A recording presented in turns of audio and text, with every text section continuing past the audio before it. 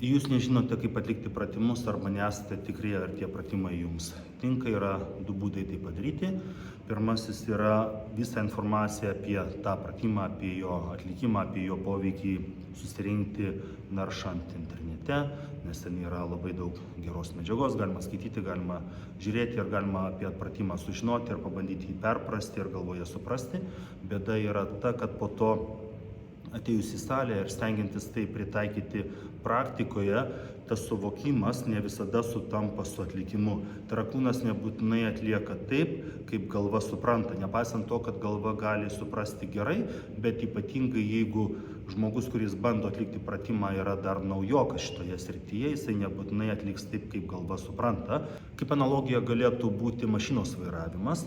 Žmogus, kuris turi ilgą vairavimo stažą, persėdęs į kitą mašiną, kurios jis iki tol nėra vairavęs, nesunkiai pradės tą daryti, nesunkiai pradės jausti mašiną ir saugiai ir gerai vairuoti, bet žmogui, kuris yra naujokas, ir viena mašina, ir kita mašina dar yra sunkus uždavinys. Lygiai taip pat ir su pratimų atlikimu. Gali būti, kad galva supranta, bet kūnas neatlieka taip, kaip galva supranta, o pajausti, ką iš tikrųjų atlieka kūnas, neišeina. Kaip pavyzdys galėtų būti štangos trauka pasilenkus ir atlikinėjant štangos trauką reiktų laikyti tiesią nugarą, bet ar jūs laikote tą nugarą tiesią, ar nugara yra šiek tiek suriesta, tai jūs galite žinoti, kad jinai turi būti tiesi, bet ar jūs ją tiesiai išlaikote, jūs savęs galbūt iš šono matyti negalite ir sukontroliuoti negalite.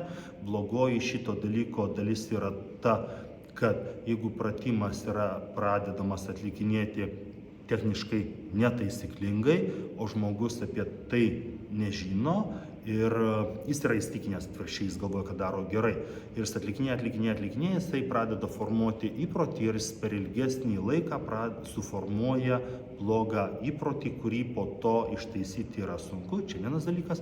Kitas dalykas, kad nebūtinai vienu kažkokiu judesiu, bet galbūt kai kuriais atvejais per ilgesnį laiką, kai yra pratimas atlikinėjimas netaisyklingai, žmogus savo pakenkia ir gauna traumą.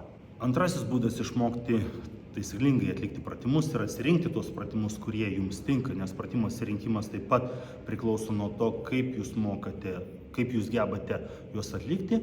Tai galima padaryti su trenerio pagalba ir sporto klubuose yra stendai su trenerių atvaizdais, su trenerių dosie, tai yra jų aprašymais, jų biografijomis, jų pasiekimais vienoje arba kitoje sporto šakoje.